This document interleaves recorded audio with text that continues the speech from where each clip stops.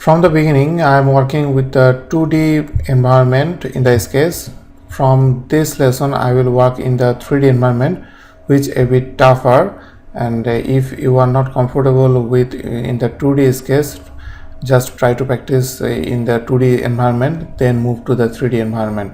Because if you don't understand how you can work with the 2D in the 2D case, it will be tough for you to understand in 3D environment. So in this lesson, I will show you how you can work with in the 3D environment in the sketch. So if you want to activate that 3D sketch, under this button there is a drop down menu. If I go to this drop down menu, there is a option called 3D sketch. When I activate this thing, at the time everything is okay, I am inside the sketch, everything is okay, but when you see here it says 3D sketch, that means I am inside the 3D sketch. It looks I am in the front plane, but actually it's not, and few things is gray and few things is activate. That means I can't work with all of these sketch tools. I can work with few of these sketch tools in the 3D environment.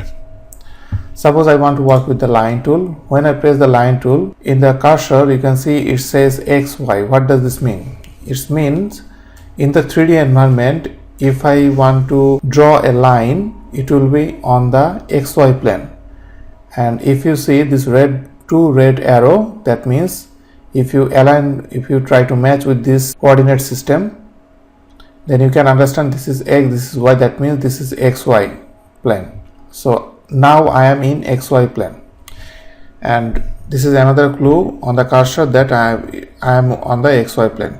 If you press the tab key in your keyboard, then it's changed from XY to YZ, and also this red arrow has been changed. Now that means I am now YZ plane. If I press again, now I am ZX plane, and also this two arrow has been updated. And again I will press tab, and I will start with this XY plane. So I pressed the XY plane, and I can go up to this point, and from this point I am still in the XY plane. I will go on the top. Top means if you consider this thing is 2D, then it's vertical. This is vertical and this is horizontal. At this point, if I press tab key, that means I changed my layout or plane. Now I am in YZ plane. Try to match with this thing. I am in YZ plane. So I am in YZ plane. Again I can go to the top in the YZ plane. Again I will press ZX. Now I am in ZX plane.